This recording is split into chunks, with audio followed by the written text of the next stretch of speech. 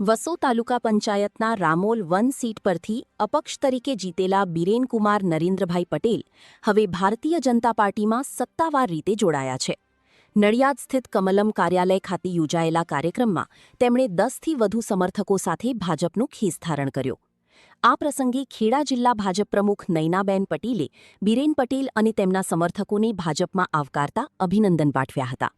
સાથે જ માતરના ધારાસભ્ય કલ્પેશભાઈ પરમાર, મહામંત્રી અમિતભાઈ ડાભી, દીપક મિસ્ત્રી તથા પીચ ગામના અગ્રણી રાજેન્દ્રભાઈ પટેલ પણ ઉપસ્થિત રહ્યા હતા.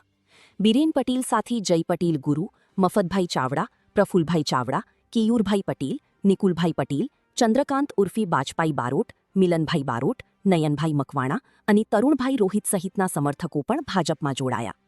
આ જોડાણને કારણે વસો તાલુકા પંચાયતની રાજકીય સ્થિતિમાં ભાજપને વધુ મજબૂતી મળવાની શક્યતા વ્યક્ત કરવામાં આવી રહી છે અને વિકાસ કાર્યોને વધુ વેગ મળશે એવી આશા વ્યક્ત કરવામાં આવી છે. રિપોર્ટર સચિન પંડ્યા, નડિયાદ. નમસ્તે, મારું નામ બિરેનકુમાર નરેન્દ્રકુમાર પટેલ છે. હું વસો તાલુકા પંચાયતના અપક્ષ તરીકે ઉમેદવાર તરીકે જીત્યો હતો અને